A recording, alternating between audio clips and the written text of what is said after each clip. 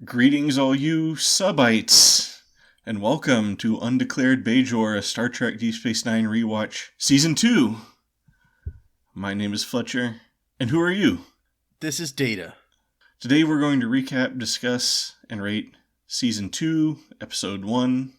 I can't believe my notes didn't include that. The Homecoming. The Homecoming, yes. It took me a minute to figure out what you were looking for. I was like, wait, what? I didn't do an alternate title either. Alternate title, Frank Langella chases exposure. A quick note on spoilers in case our rewatch is your first watch. Expect full spoilers through the episode and an appropriate minimum of minor spoilers for later in the series. But nothing too big, like when, I don't know, I didn't prepare the script very well. Or Jared Esso and Guinan hook up. Yes. I say that because apparently Frank Langella and Whoopi Goldberg lived together for quite some time. I think I have heard that. Yeah. Man, we totally need that. This episode originally aired September 26, 1993. It was written by Ira Steven Behr, story by Jerry Taylor and Ira Steven Behr, and directed by Netherlands-born German Vietnam veteran and Star Trek veteran Vinrich Kolbe, for whom this was the third Deep Space Nine episode after Past Prologue and Vortex. Other notable credits include Next Gen episodes Darmok and All Good Things. And he's also noted for having a scandalous tabloid-publicized extramarital affair with Voyager star Kate Mulgrew. Oh, wow. So, quite the resume on that guy. Yeah. So let's dive right into this episode. Business is booming at Quark's. People are playing and winning at Dabo. In a scene that has no impact on the rest of the story, Odo, in a state of utter bafflement, tells Quark that a tip Quark gave him about a shipment of defective isolinear rods turned out to be real. Quark later admits to Rom that he was being helpful just to mess with Odo's head. Ascending the eavesdropping stairs, Quark is stopped by a mysterious alien femme fatale, who is instantly the coolest character we've ever met in Deep Space Nine. She gives Quark an earring to deliver to Bajor, saying that it was given to her on Cardassia 4, and that any Bajoran will know what it means. She says she doesn't have time to stop on Bajor, and has apparently not noticed the hundreds of Bajorans walking around the station. That was my thing. It's like, there's like Bajorans right there. Go down to the Dabo table and be like, hey, who wants this thing? Yeah, just go to anywhere. I mean, it's a Bajoran station. It really made me suspicious that the whole thing was some sort of plant. Sure. The Cardassians used this third party to try to trick people into coming in to rescue this war hero. Could still be. Although I want to say, just based on this one scene, I want a spin-off about this lady. She just looks like she goes on cool adventures. It's true. She reminds me of a character from the most recent season of Lower Decks. It's like the space archaeologist character who's just like, oh yeah, I go out on. She's basically Indiana Jones for Star Trek, and it's pretty fun. Nice. Meanwhile, Kira is in her quarters at her little shrine with her hands above her head, either praying to the prophets or getting mugged by them. When the doorbell rings, it's Quark, ever the master of subtlety, who has decided to ask the first Bajoran who popped into his mind about the earring. Well, he could use that as an excuse to super creepily, hit on her and skeeve around her quarters. That might be his goal. Sexual harassment is not dead on Deep Space Nine yet. But Kira grabs the earring from Quark and storms out, leaving Quark alone in her quarters. Which is not what I would have done, but especially given the tone of that whole interaction. When he's like, hey, is this your bedroom? She's going to come back and Quark's going to be rolling around in her bed or something. Commander Sisko is strolling down the promenade in a bizarrely chipper mood, as if he's just snorted a line of space cocaine. When Jake meets up with him to inform him that he just asked out a Bajoran girl he likes. This scene does, incredibly, wind up tying into the plot. Kinda. I mean, more than the opening scene. Yeah. The two are interrupted by Kira, who asks Sisko if she can borrow a runabout. When Sisko demands to know why, Kira shows him the earring and explains that it belongs to one Lee Nallis, a Bajoran freedom fighter famed for defeating a Cardassian named Gul Zarail in single combat. Long presumed dead, this earring is evidence that he is alive and being held prisoner on Cardassia 4. Kira wants to take a runabout to Cardassia 4 to rescue him, hoping that he may be able to help put an end to the political disorder and infighting on Bajor.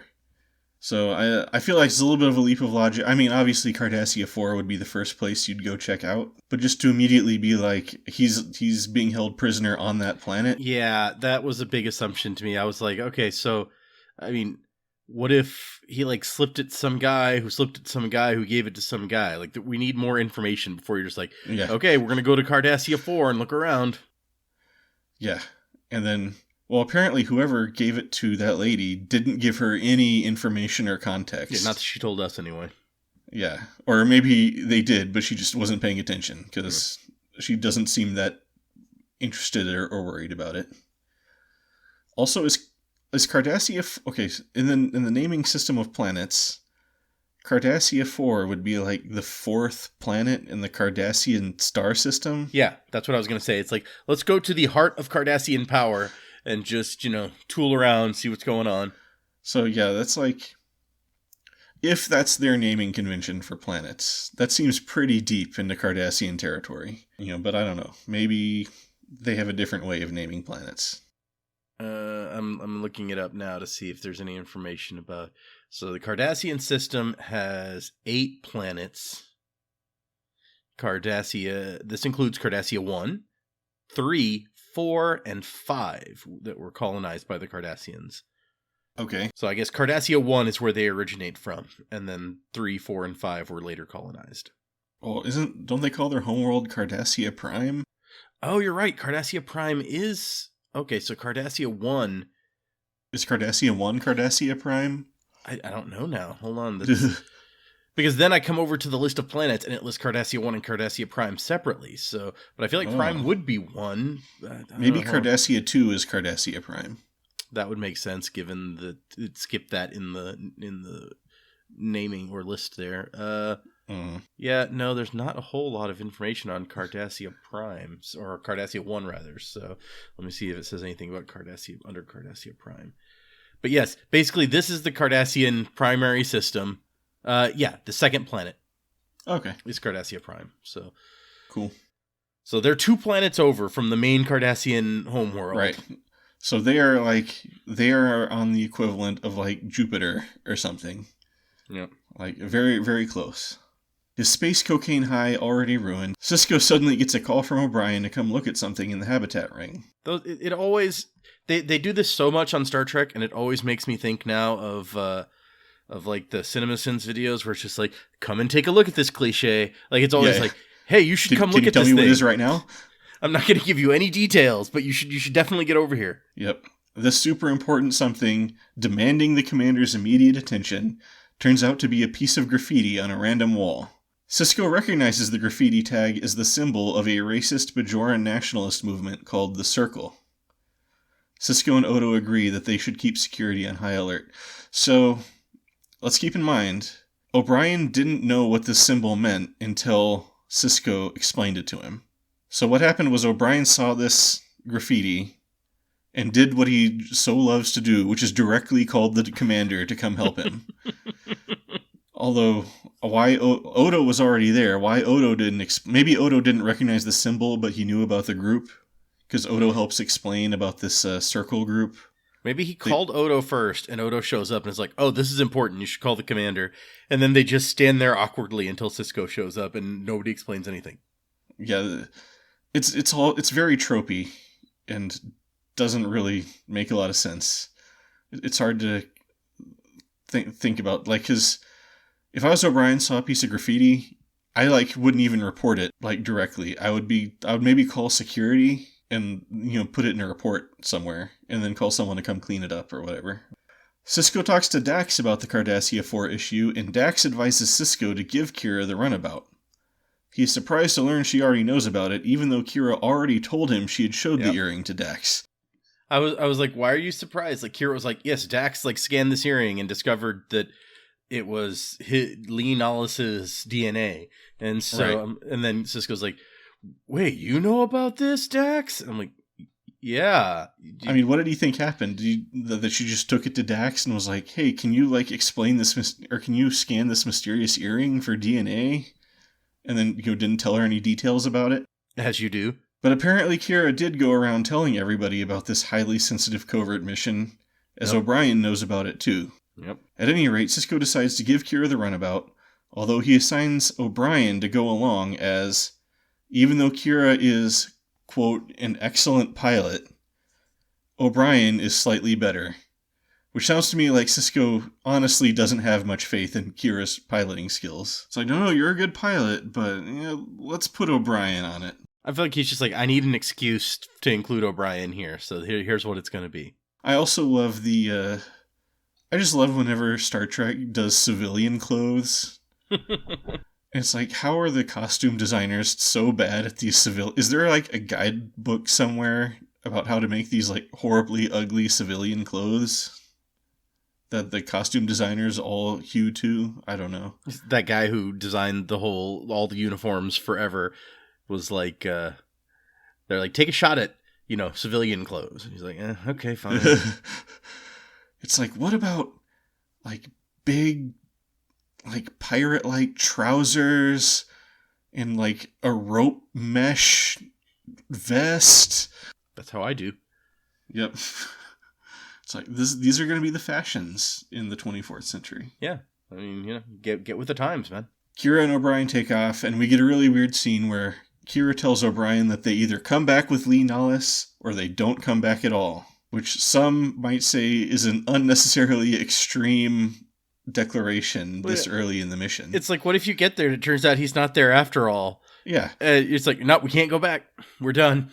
It's like you get new intelligence, or like there's a million reasons you might need to like come back to Deep Space Nine and like regroup.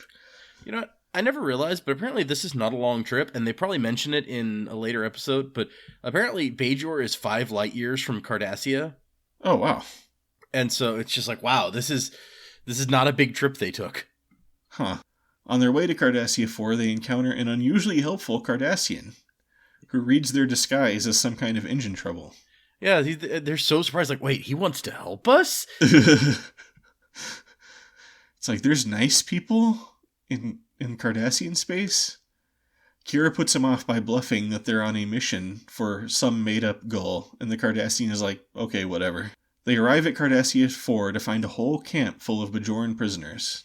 Now, apparently Cardassia 4 is just teeming with human pimps peddling Bajoran sex workers. Oh my gosh, it's the most ridiculous thing. It's like they walk up, and instead of being suspicious or reporting or anything, this guy's just like, oh yeah, prostitutes coming up to like random spots on the fence in the middle of my workday is a 100% normal thing. Yep.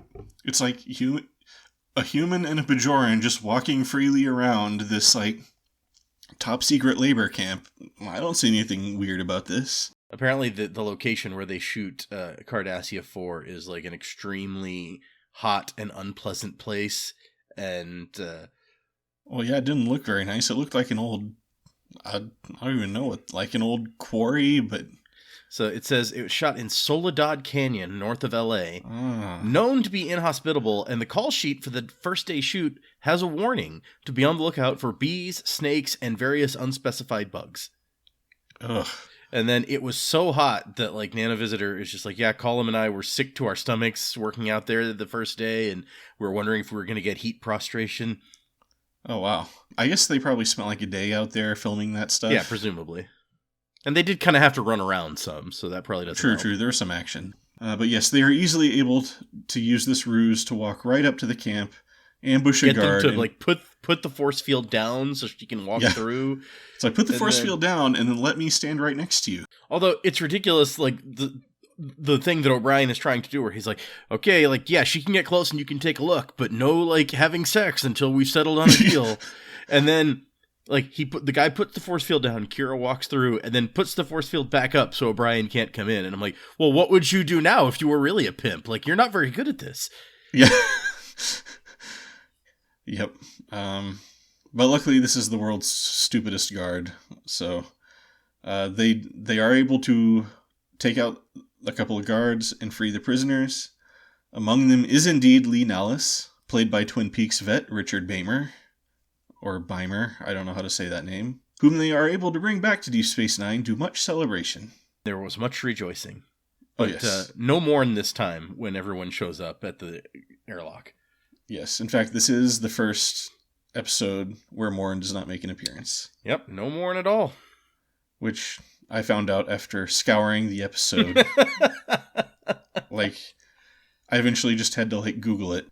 As soon as they return, Sisko is already getting a call from Dukat apologizing for the Cardassian government still holding on to Bajoran POWs, and assuring that the ones not rescued in the mission are already on their way back to Bajor. Yeah, he's just like, we had no idea that there were still Bajorans being held in violation of, this agreement. And I'm like, not only did you have a camp with lots of Bajorans and Cardassian guards there forcing them to work, forcing them to do, who really knows what they were doing? They're out there, breaking rocks. They appeared to be sorting rocks. Yeah, and so, it's in your home system, and you're just like, yeah, we had no idea that 2 planets over there was a whole stuff that was going on. Geez, our bad. Mean, how else are you going to play it? You can't pretend that they weren't there. You can't feign outrage or anything. So he's like, the camp commandant is going to be severely chastised for this. I'm going to wag my finger at that guy. Don't you worry. He's not getting the Order of Proficient Service or whatever. What could they have been doing that was so important that you're like, no, we're going to leave those guys there in violation of our treaty? Screw, because there weren't even that many that we saw. Maybe, I don't know if that was all of them, and they're just turning into those 4 guys who stayed behind or whatever. They're like, oh, we're sending them. But it's just what could they possibly have been doing out there that was that important? Maybe it really is just a case of this commandant held on to some prisoners and was profiting off of them or something. Who knows? But many Bajorans flock to see Lee, who seems uneasy with all the attention he is getting after his rescue, especially after hearing that he's needed to help bring stability to Bajor. Later at Quark's, Quark and Rom are counting profits, and Rom, who previously tried to assassinate Quark, complains about only getting a 1 in 7 share, which Quark remedies by cutting his share to 1/8.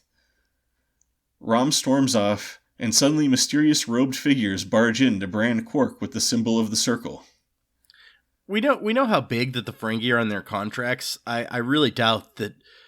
Also Rom's an idiot, so maybe, but yeah. I'm his employment contract cannot possibly allow you to be you know what?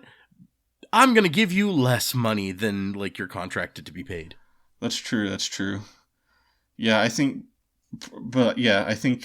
like you said, Rom's an idiot, and Quark could probably just easily screw him over without Rom, thinking about that. But also, it occurred to me while watching that is the meanest way to have payday happen. You could just count up the money and give Rom his share, but instead he has to sit there while you go, 1 for you, 6 for me, 1 for you. I'm like, no, that's not, no one would do that. Yeah, that's a good point. Maybe it's a Ferengi custom or something, or maybe just Quark just loves antagonizing Rom. No other Ferengi were there. No one else gets paid that way. So. Yep. Although Rom is presumably I think they've said at some point he's co-owner of the bar, or he has some kind of higher stake in the bar, doesn't he? I don't think so. He keeps hoping that Quark will die and leave him the bar, and True. Quark gave him a job title that sounded good at one point, but I don't think that we've heard that he has an investment stake in the bar or anything. I remember at one point Quark was selling the holosuite programs as created by the brothers Quark, which who knows what that means, but I take that to mean that Rom designed the programs in their entirety and that Quark has taken authorship credit of them. Well, I kind of figured that Quark comes up with the the narrative or whatever, and Rom just does all the actual hard work of programming things. That sounds pretty reasonable. I also found it interesting that they chose Quark for this branding thing and not the one Cardassian actually still living on the station. That's true. That didn't occur to me that I mean, but they don't hate Cardassians in particular. They want all aliens out. They hate all aliens. They're done with their specific hate of Cardassians. Yep. And now they want all the other aliens to leave. This group, but they're going to choose like the least strong, least like politically powerful guy on the station to make this point with. Yeah. Just like they chose like the random unpatrolled low security corridor to like graffiti. Yeah. These are some kind of pussy terrorists. You gotta. I also noted down, was the scene where he was counting the money in front of Rom, so we wouldn't feel so bad when Quark got assaulted? Quite possibly. Although I feel like the even worse part is later when. Like, I'm gonna get to that. Bashir's, okay, we'll get there. Yeah, because in the infirmary, Quark, the victim of an undisputably heinous hate crime, is treated with the bare minimum of sympathy, and is shouted down by Sisko when he suggests taking legal action. It's like, you shut up there, Quark. And I was like, geez, Sisko, is that really the tone that you want to take here? The other characters carry on, ignoring Quark and discussing the incident purely in terms of its political implications. Quark, however, seems to immediately get over it when the brand is removed and Kira tells him he looks as handsome as ever. He's like, oh, hey, maybe I have a chance after all. I'll revisit her quarters later, creepily. So I guess he couldn't have been too, like, hurt or, traumatized by the incident. He bounces back quick. It's okay. But still, like, come on, like, just imagine, like, if that happened in the real world, like, it would be horrible. Yeah, like the cops show up to take your statement about a hate crime being committed against you, and when you try to talk about it, they're like, shut up! Yeah, stupid Ferengi. And so, yeah, it's bad. But it also occurs to me during that same scene, when they're, like, explaining all this to Lee Nallis, and they're like, we need you to, like, help. And I was like, it's really bold of you to just assume that he'll be on your side of this issue and that this guy who's been imprisoned by Cardassians for 10 years might not be like, actually, you know what? Yeah, why are all these aliens hanging around Bajor? We need, like, Bajor for Bajorans. I'm going to go join that terrorist group. Yeah. First of all, assuming that this guy is in any condition to get involved in politics, and then assuming that he'll immediately be, like, on your side. To the point that, like, when the crime happens and, Odo's here, the doctors come to treat, like, he's one of the first people they call. You got the commander of the station, his second in command, and then this guy that you just got back from prison today. Like, let's go ahead and get him in here. Well, was he still in the infirmary getting treated by Bashir or something? No, because this is after Sisko dropped him off at his quarters. Well, maybe he was having some complaints and just happened to be in the infirmary or something. It is a little weird that he's in there. He's in there because it's convenient for the plot. Yeah. Sisko goes to his quarters where a downtrodden Jake tells him his date was canceled because the girl's dad didn't want her dating a non-Bajoran. Now it's personal. Like Jake's just like sitting quietly in the dark in their quarters. Yeah, well, it's all sad about his date. Pretty normal thing for a teenager to do. And I wonder, situation. Like, did she not know that her dad had a problem with her dating non-Bajorans before, like, saying yes when Jake asked her out? Like, I feel like this is probably something that would have come up before. She was probably trying to keep it a secret or something from her dad, and then he found out or something like that. Who knows? And Sisko's just like, hey, man, this stuff happens, Stuff's happening. Yeah. Stuff's going on. Sometimes people are racist. What can I tell you? Yeah. Sisko gets a call that Lee Nallis has tried to stow away on a transport to the Gamma Quadrant. And once again, it's a call that gets routed directly to the commander of the station and not like anyone who's on duty for like, oh, hey, by the way, some random guy tried to stow away on a ship and we'd like for you personally to do something about it. In another elaborate alien makeup job that's only on a tiny screen for like 3 seconds. Yep. But, I appreciate that like, commitment to detail. Because you could always just put like a human or a Vulcan or something like in one of those shots. Sisko meets with Lee, who tells them that he never fought Gul Zarael. He simply stumbled across him while he was taking a bath and shot him while he was defenseless. And no matter how much he tried to correct the story, the legend just kept growing. So it's like a Jebediah Springfield in the buffalo situation. Yep. Where he did not tame the buffalo, he merely shot it. I feel like I almost find it hard to believe that it wasn't a better story for the Bajoran Resistance, that like this infamous Yeah. evil Gull was just like humiliatingly shot while naked, and Yeah, that's true. That is a way better story. like I feel like that story is the one that's going to get around. That's a story I'd be telling. And then like when I was telling that story, I would be accentuating how not an awesome fighter Lee Nallis was. Like, Yeah, exactly. I mean, even that loser Lee Nallis, was able to shoot him. Lame. Sisko tells him that no matter what the truth is, the legend is meaningful and can be used to do some good. After all, as a wise person once said, don't try to be a great man. Just be a man and let history take its course. Lee returns to Bajor, where he is elected Navarch? Yep. A brand new title with seemingly totally undefined rank and responsibilities. Well, except to be the liaison officer to the Federation. That I assume that's like what Navarch does entirely. Yep. He is immediately assigned to Deep Space Nine as the new Bajoran liaison officer. Kira is recalled to Bajor, the fate of her career uncertain. To be continued. I feel like they could have played that way differently in front of Sisko, where she's like, "Oh yeah, no, Kira's gone." They could have been like, "Well, I mean, she was so valuable in recovering Lee Nellis that we're promoting her," but instead they're just like, "Nah, she's gone." Yeah. Well, there's like no build up to it through the whole episode. Like, no sign really that she might get recalled, or it just wasn't mentioned, or.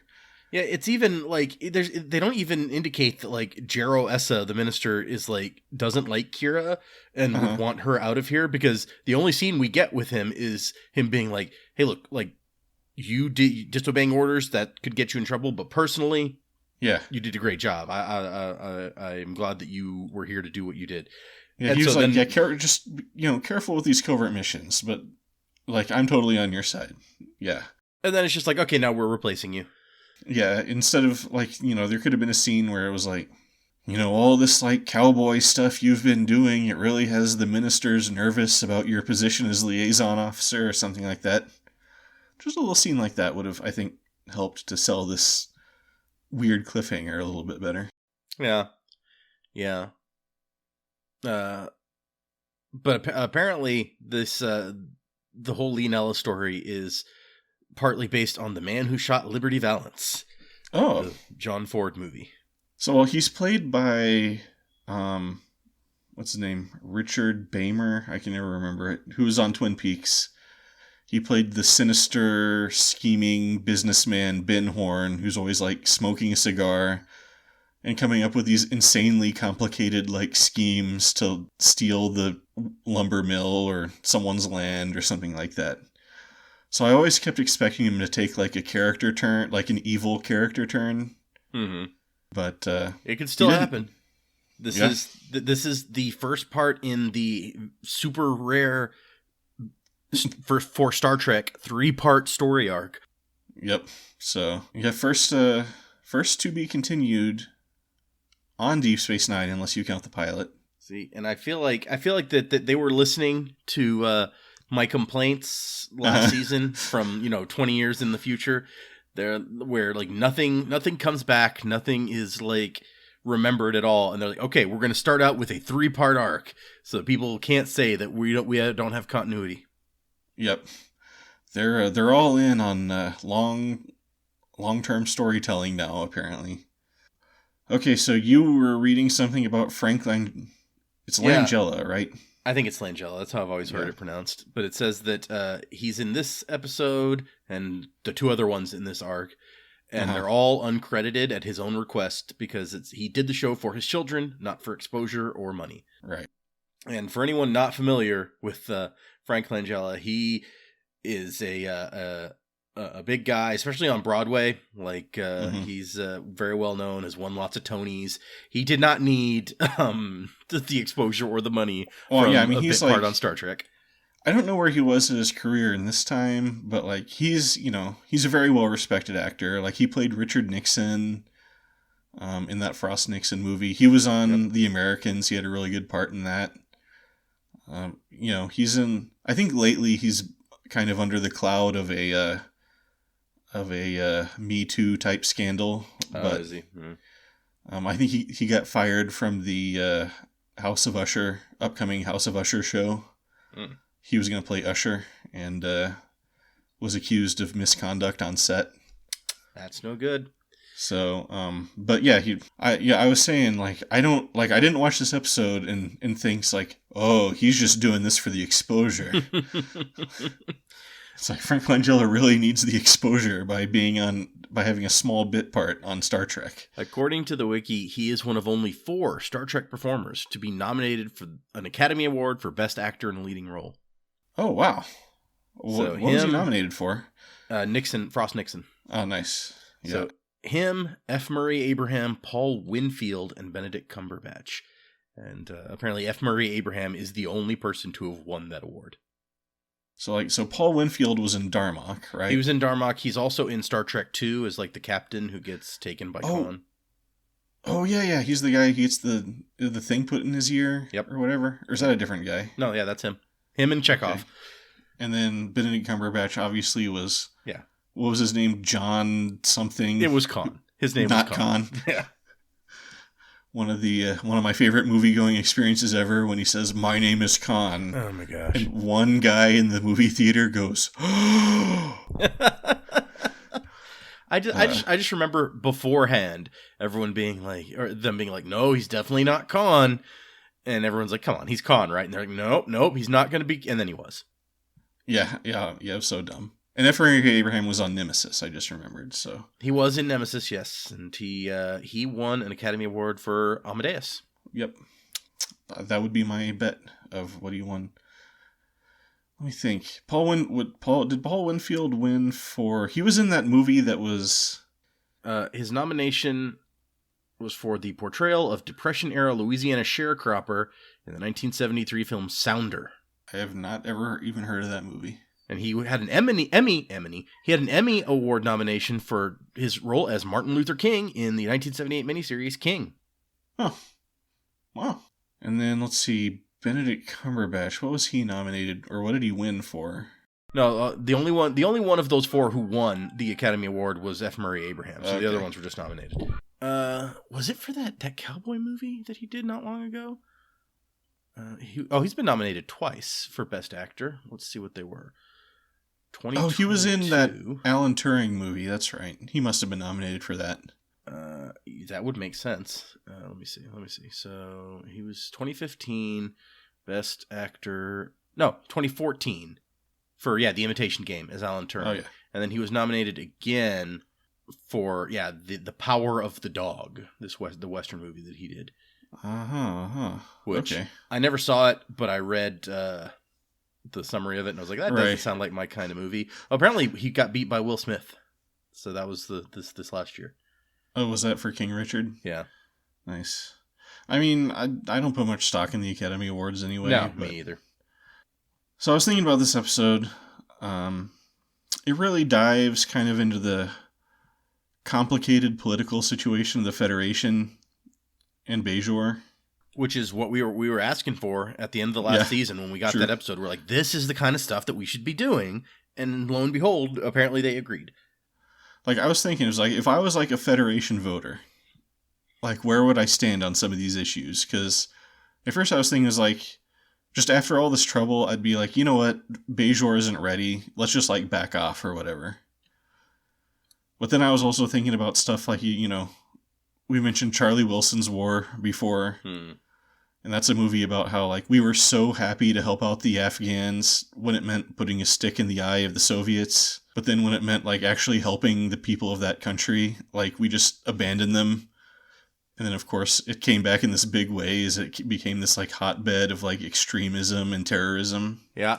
Well, but then, I mean, in the second time around, we tried the opposite way, pretty much. And that got a lot of hate and didn't work either, So what's the answer? Who knows? It's good to, like, explore tough, complicated issues like that. I feel like there probably wouldn't be much tension, and most people wouldn't care about Bajor one way or the other, except for the wormhole. Yeah. So that's the thing, is like, giving up on Bajor means walking away from the wormhole and being in control of the wormhole, and all all exploration or trade with the Gamma Quadrant, and so that's not something the Federation would probably do lightly at this point. Yeah. Well, in walking away from Bajor would almost certainly mean the Cardassians would just come back, and then it would be the Cardassian wormhole. So, what are you to do? You got these xenophobic people running around branding people, and apparently they're getting a big following. I find it interesting that they don't, like, the humans are the main alien that are hanging around via the Federation, and there's a bunch of them around. They don't like piss off the Federation by going after some lone human somewhere. They're like, no one really likes Quark anyway, so we'll just do that, and that'll get our message out there. What are the Ferengi gonna do? Declare war on us? Definitely telling they didn't like go after, like a Federation officer or somebody that there would be real consequences if they assaulted them. Right. Honestly, like, if I was Captain or Commander Sisko and Jake told me that his girlfriend's dad didn't like humans or whatever, the first thing I'd be like, what's the name of this girlfriend's dad? Because, like, that's a little... We got these masked, robed guys running around the station causing trouble. That's true, but at the same time, that feels to me a little bit like misuse of power, where it's like, oh, he won't let his daughter date my son, eh? Well, I'll initiate an investigation here. It's a pretty flimsy pretense, but still I'd be interested. I'd be like, is this guy connected to something, or... Just share this name with Odo as somebody to, like, just take a look at, somebody who's apparently not a fan of aliens. If you need permission for some sneak and peek searches, I won't. I'll look the other way. Might not be the best use of power there, but just a thought. So there was some interesting stuff on the wiki for this. My favorite bit was the story part, where there's 2 bullet points about it. The first one is that at the end of season 1, Michael Piller comes to the writing staff and is like, look, we need to concentrate on the uniqueness of the Deep Space Nine, like, setting and show. So give up on, like, linking stuff back to the Next Generation like we did several times in the first season. We don't want that. We want to do shows that you couldn't do on the Next Generation that are unique to the world of Deep Space Nine. So that makes sense. Yeah, totally. I like that approach. The second bullet point is, the origin of this episode is in a story pitched by Jerry Taylor for the Next Generation. And I'm like, wait. What? So, yeah, apparently in the original story, like, a Bajoran woman is picked up by the Enterprise D on a mission to rescue the leader of the Bajoran Resistance, or a leader of the Bajoran Resistance. And they discover that the leader doesn't want to be a leader anymore and has become fed up with leading. And so they brought it over to Deep Space Nine. They changed it up some and made him a reluctant hero based on the man who shot Liberty Valance, blah, blah, blah. And so I was just like, that is really some whiplash between these 2 points.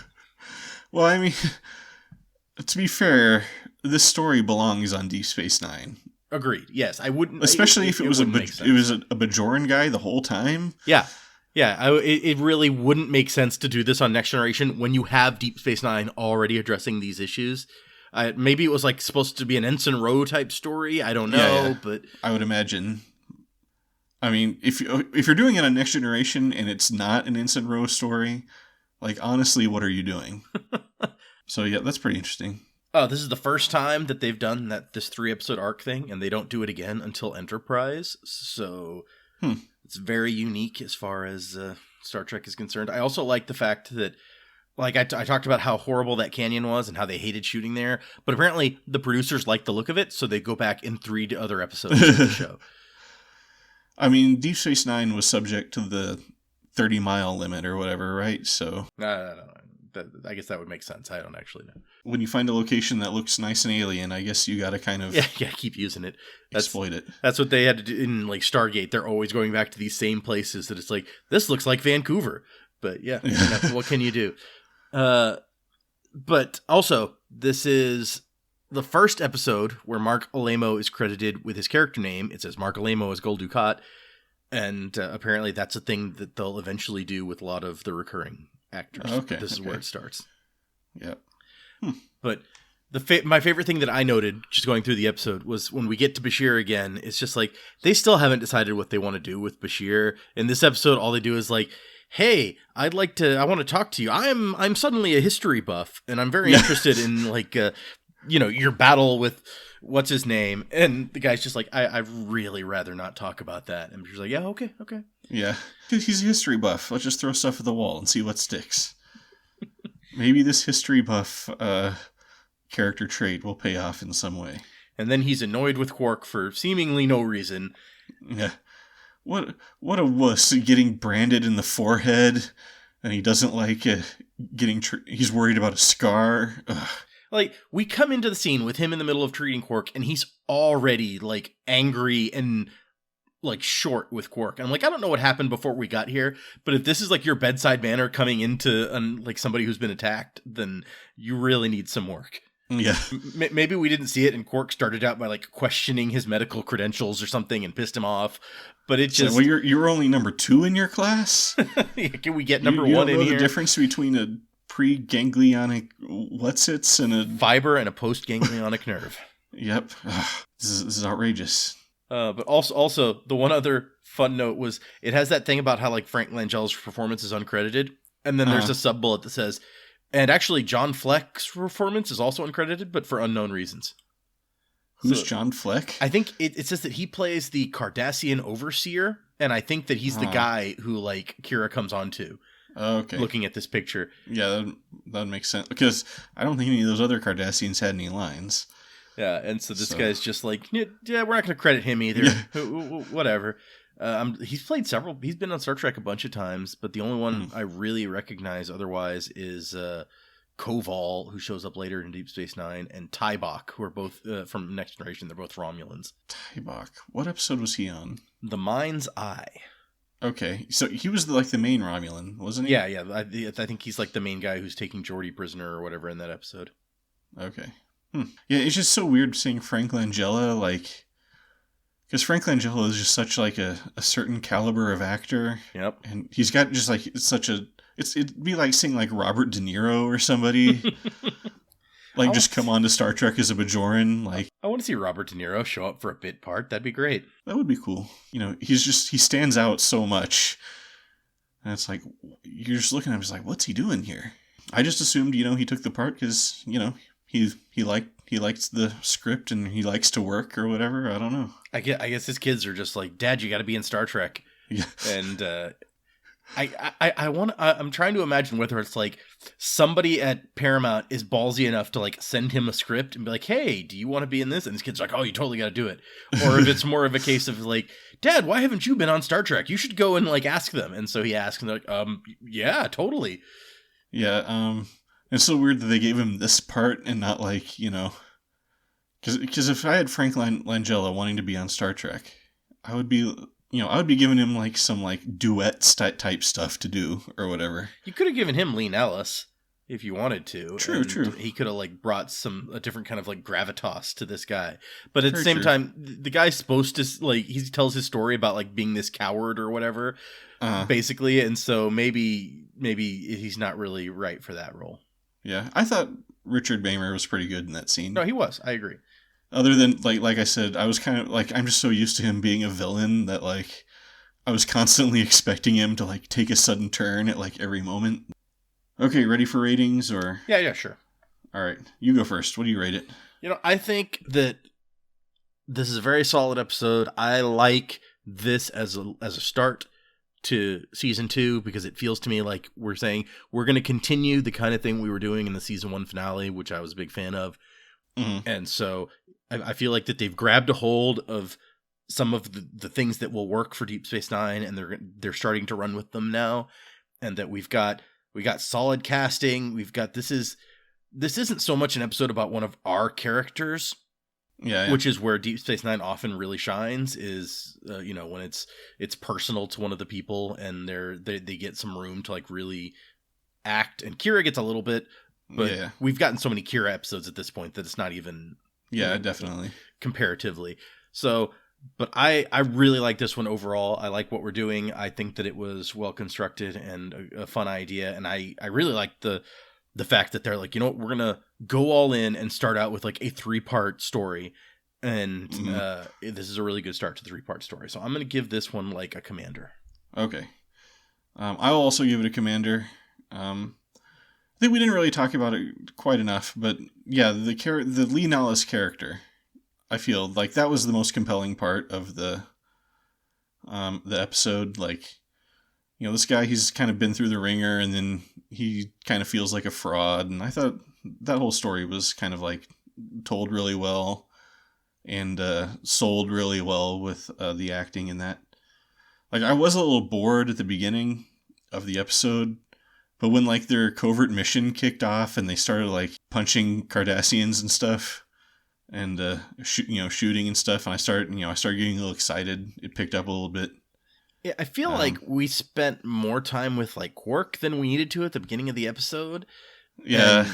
I do feel like there was maybe some filler in this episode. Yeah, more time with Cisco being like, man, should I give her the runabout or not, than was strictly necessary, because it's not like we ever questioned whether she's going to get the runabout. Yeah. So it's like there's a scene where Cisco's like, you know what? I've decided not to give you the runabout. And Kira's like, you know what? Must have been a tough decision, but I'm going to respect it. And then they just move on to something else. So yeah, I agree that the start is a little bit slow, but yeah. Yeah. Yep. But yeah, it definitely meets... Because I was doing some thinking about like what my kind of threshold is for Commander, and it's just like solidly good, solidly watchable. You know, as opposed to like if I was doing like a Lieutenant Commander, it'd be like overall enjoyable but a little bumpy or whatever. Mm-hmm. Yeah. So, good start to the season. If there was like a half pip step between Commander and Captain, I might even be tempted to go there on this one. But oh yeah. I think we have enough like steps right now. Yeah, no, we absolutely do. And also, what would you even call that rank? Like, no, yeah, I have no idea Captain. What you would call that. Yeah, but I was just saying, like, it's so good that it got close to Captain for me. Is what I was getting across there. So let's think. Okay, I'm thinking about the real world. How does it work in the real Navy? So, what are the rank insignia in the Navy? Naval rank insignia. Let's find. So I think a captain is like an eagle, right? Okay, so here's the insignia. Enlisted, here we go, Navy. Seaman recruit, seaman, petty officer, chief petty officer, scrolling, master chief petty officer. Oh, here's officer insignia. Okay. Uh-huh. So we start out with warrant officers. We got an ensign. An ensign gets like a star and a stripe, and then a lieutenant junior and a gold bar. A lieutenant junior grade, there's a silver bar, and then you got like a star, and it looks like 3 stripes. Like 1 stripe, a space, and then 2 stripes close together. The lieutenant gets 2 silver bars, and then 4 stripes with like 2 pairs of 2. Then you get, from lieutenant, you get lieutenant commander, who gets like a leaf, like a gold leaf. And then on the shoulders, we got 2 stripes, 1 stripe, 2 stripes. So 5 stripes. The commander gets a silver leaf, and then 3 groups of 2 stripes. So 2, 2, 2. The captain gets those same stripes, but then an eagle. So you're right about the eagle. And then the rear admiral gets a star, and then like all the stripes have been shoved together and combined into one like group of stripes. And so after that, you're just going like admirals and then adding more stripe clusters for some reason. I'm looking at the Wikipedia. So like has it like that's the stuff that's like on the shoulder epaulette or whatever, right? Yeah, the stripiness is on the epaulettes. Yeah. Yeah, I mean this does kind of translate because like ensign is 1 stripe.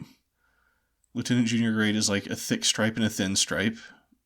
Lieutenant is 2 thick stripes. Right? Yeah. Okay. But there's like no like 3 thick and 1 thin. It goes straight from like 3 to 4. 3 to 4, yeah. So I guess Star Trek does it pretty much the same. So, They probably based it directly on that. I was watching Andor the other day, and then like for some reason I was like on a Imperial rank insignia thing, and it's like such this complicated system. It's like, but in this branch, like 6 blue squares means this rank and stuff like that. I feel like it has always been kind of hard to tell what the hell is going on with the ranks in Star Wars. Yeah, I think somebody had to kind of extrapolate based on just some random stuff that got put on costumes. I assume that the people actually behind it knew what they were doing or thought they knew what they were doing. But yeah, okay, see, now I'm looking at this, and it's like, you got Minister, Viceroy, Planetary Governor, Moff, Grand Moff, and it's like, as you're increasing from, like, Planetary Governor to Moff to Grand Moff, it's like, it's the same number of boxes, and all the top are blue, but then it's like, the bottom turns from, like, more red than yellow to gradually more yellow than red as you increase in rank, and I was just like, that's the most complicated way to do that. Why would you... Yeah. Supreme Grand Moff? I didn't even know that was a thing. Extra Supreme Grand Moff with extra fries. But I guess I don't even know where do the Grand Moffs come in, like, versus the admirals? There must be different branches of the Imperial. Yeah, exactly. Like, oh gosh. Oh, because then here's Grand Admiral, which is the same layout, but instead of blue at the top, red at the bottom, it's blue all on the left, and then you got red and yellow on the right. And oh my gosh. I would propose that their ranking structure is too complicated. I mean, to be fair, when I'm on this Department of Defense page, we have, like, the 5 different branches of... 6 different branches, because they've got Space Force on here now. And it's not... I mean, it's kind of consistent. I'll even give it, like, mostly consistent in, like, what the little things, the rank things look like, at least in officers. When you get down to, like, warrant officer versus whatever, it gets a little different. Like, the army has, like, silver and black, and then the Marine Corps is red and gold, or I don't know. Yeah, I think that's why they have the pay grade system or whatever, just to kind of, like, smooth it all out behind the scenes. Anyway, it sounds like we're done talking about the episode. I was just about to look at, like, see if I can find some Bajoran rank insignia and see what's going on there. I mean, I know they have them, but they're kind of, like, hard to distinguish. Okay, Bajoran ranks. Oh yeah, it's like the little, like, Kira, that little thing. Kira wears her little thing on her collar, right? Yeah. And it looks just like her comm badge. It's the same thing as the comm badge. It's just like looking at. It's just like, if there's, like, this half or that half, or yeah, they're, like, slightly different shapes, or, like, there's little chunks missing if you're like, depending on your ranks. That's interesting, actually. I would like make that bigger so you don't have to, like, lean in and like inspect the tiny little pip on her collar. Yeah, because they're so small and the differences are so small that you're just like, wait. Because actually, according to this, Colonel, it's hard to read exactly what this says. It's like Colonel Variant 1 and one of the General ones. It looks exactly the same. So I was like, wait, are you a Colonel or are you a General? I'm not sure. It's like, are you a variant colonel?